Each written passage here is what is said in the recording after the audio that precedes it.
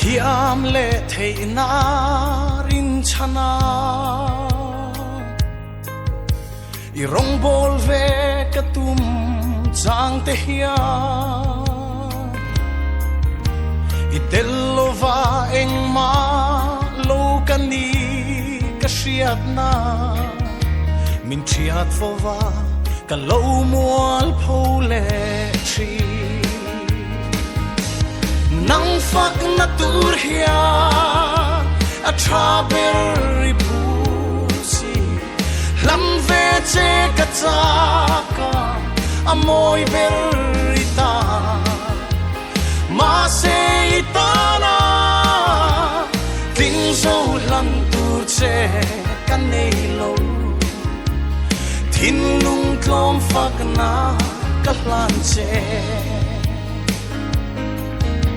katlom tri katlom non le tri I tello chuan eng ma lo kani ka du ber chu itan thileng kim lam che ma se ka the to khi avan klem nang fak na tur hia a strawberry pusi lam ve che ka a moi berita ma se itana ting zo lam tur che kan nei lo tin lung klom fak na ka plan che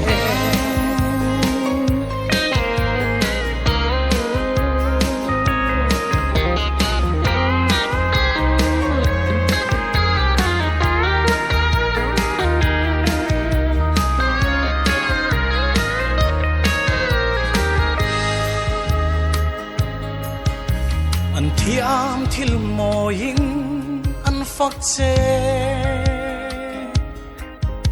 ka thiam le thei na ka han khir hia nang fak nan hia ka thei to khitlem le ma se ke ma eng kim hi ka hlana che nang fak na tur hia a strawberry pusi lam ve che ka a moi berita ma se itana ting zo lam tur che kan nei lo tin lung klom fak na ka plan che nang fak na tur hia